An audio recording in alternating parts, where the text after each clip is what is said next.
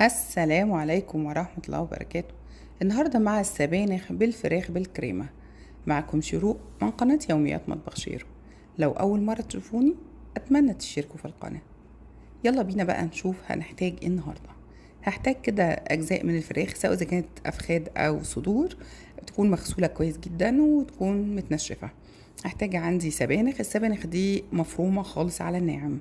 ممكن طبعا نكون عاملينها مكعبات وعينينها في الفريزر، او لو طازة نضربها في الخلاط مع شوية مية صغيرين. هجيب بول بقى وابدا اعمل الخليط بتاعي بتاع تتبيلة الفراخ.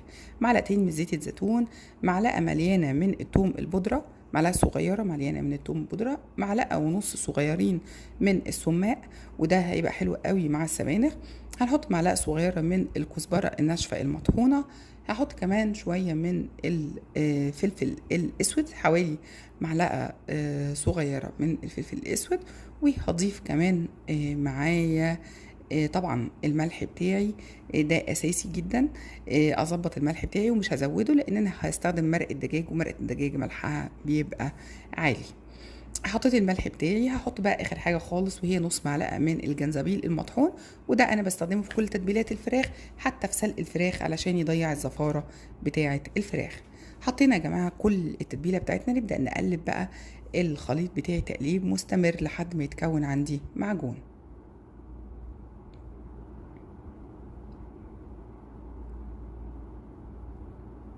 بعد ما تكون عندي معجون زي ما انتم شايفين كده، هبدا انزل بيه على الفراخ بتاعتي، زي ما اتفقنا ان الفراخ مغسوله كويس قوي بالخل والملح والدقيق ومتصفيه.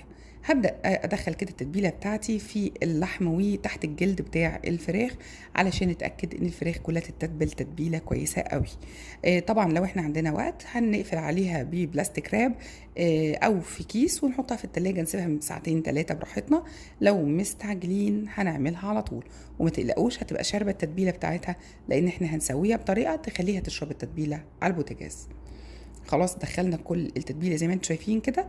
يلا بينا بقى نجيب طاسه عندنا، والطاسه دي نحطها على البوتاجاز وتكون غويطه، ونحط فيها معلقتين من الزيت، زيت برضو الزيتون، ونسيبهم يسخنوا كده شويه، ونبدا ننزل بالفراخ بتاعتنا كلها واحده ورا التانيه. هنعمل زي سفعه كده للفراخ على كل وش من الوشوش بتاعتها، وطبعا بدأنا بالوش اللي عليه الجلد عشان يثبت معانا وما يتقطعش. كل وش من الوشوش هسيبها حوالي من 3 ل5 دقايق، اقلب بس بقيه الصوص كده وانزل بيه على كل قطعه من الفراخ، عشان اتاكد ان الفراخ شربت الصوص بتاعي وشربت السماق، عشان انا عايزاها تبقى مزازه ولذاذه مع السبانخ. خلاص كده يا جماعة، هسيبها بقى على كل جنب. ممكن طبعا نغطي في الوضع دوت بغطا حلة، أو نسيبها تتسوى على العين العالية ونقلبها على الناحية التانية بعد الوقت المناسب. لقيناها بدأت كده تتحمر وتكش وبدأت تدي اللون دوت، أقلبها على الناحية التانية واسيبها برضو من 3 ل5 دقايق. وده عبارة عن سفع بس للفراخ، مش تسوية كاملة ليها، لأن هي هتتسوى بعد كده في السبانخ. خلاص كده يا جماعة، قلبناها على الناحية التانية زي ما اتفقنا. اسيب بقى الفراخ بتاعتي كده تاخد وقتها في التسوية، واضيف عليها نص كوباية من المية المغلية، علشان هو ده اللي هيعمل لي الصوص اللي هسوي فيه السبانخ. اسيبها فراخ في الصوص بتاعها حوالي 10 دقايق، تبدأ كده تاخد وتدي مع بعضها. ممكن ازود المية شوية كمان لو حسيت ان هي قليلة، نص كوباية اخليها 3/4 كوباية من المية. اغطيها بقى واسيبها تتسوى مع نفسها شوية 10 دقايق.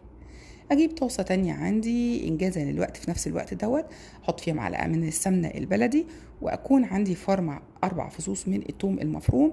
هسيب واحد من الثوم المفروم مع سبانخ، مكعبات سبانخ، والباقي اخده بقى مع السمنه الجميله دي، وابدا كده اشوح التومه مع السمنه، عشان اعمل تقليه مصريه بالريحه الرهيبه بتاعتنا المعروفه. انزل بقى بنص معلقه بس من الكزبره الناشفه المطحونه مع التقليه بتاعتي، ويا سلام على الريحه، تجنن تجنن. اقلب بقى لحد ما تصفر. انا مش عايزاها تبقى لونها غامق يا جماعه، انا مش عايزاها يبقى فيها طعم مراره، انا عايزه الريحه والطعم يبقوا خطير، واللون كمان يبقى اصفر فاتح، مش عايزاها تبقى ذهبي غامق. خلاص كده قلبنا التقليه بتاعتنا كويس.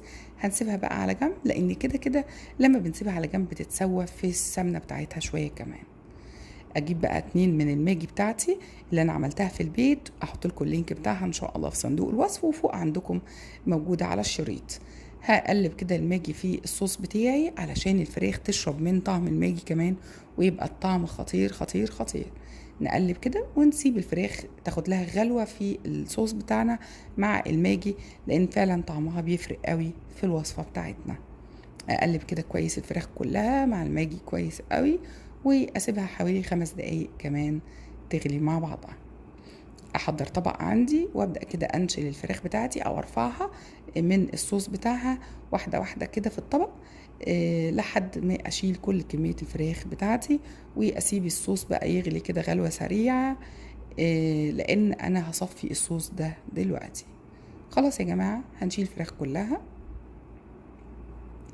اكون محضره عندي بقى مصفى، وتكون المصفى دي ناعمه، علشان التصفية تكون سليمة للصوص، وما يبقاش فيه اي تفتلات او اي قطع تكون نازلة من الفراخ بتاعتي.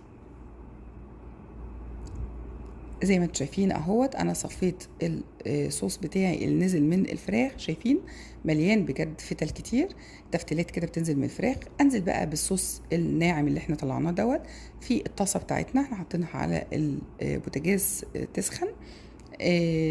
انا شغاله كله على العين العاليه. الوصفه ما بتاخدش حوالي نص ساعه في التسويه كلها. انزل بقى زي ما اتفقنا بالمكعبات بتاعه السبانخ بتاعتي، هي بتبقى ناعمه جدا. وانزل كمان بالنص معلقه من الثوم المفروم اللي احنا سبناها على جنب. ابدا اقلب بقى السبانخ بالثوم في الصوص بتاعي لحد ما السبانخ تدوب خالص، وابدا احس ان هي بقى صوص كده جميل لونه اخضر رائع جدا، والريحه بتشهي.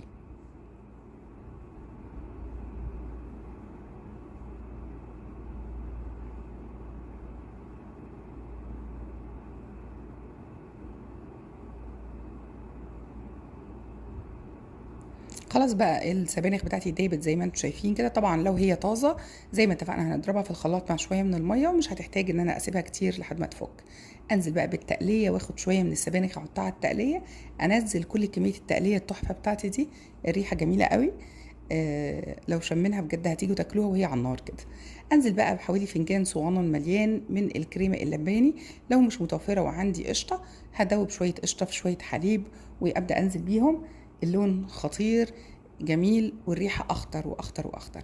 اسيبها بس تغلي كده على البوتاجاز. اول ما الاقيها بدات تغلي اجيب الفراخ الجميله بتاعتي اللي انا نشلتها من شويه وابدا احطها تاني في صوص السبانخ بتاعي. اسيبها بقى تتسوى مع بعضها علشان السبانخ تاخد من طعم الفراخ والفراخ تاخد من طعم السبانخ. هغطي عليها بقى بغطا كده واسيبها حوالي 10 دقايق كمان. شايفين ده الشكل النهائي بتاعها. ممكن تتاكل كده على طول من غير اي تحمير تاني، لان احنا اوريدي سافعين الفراخ قبل كده.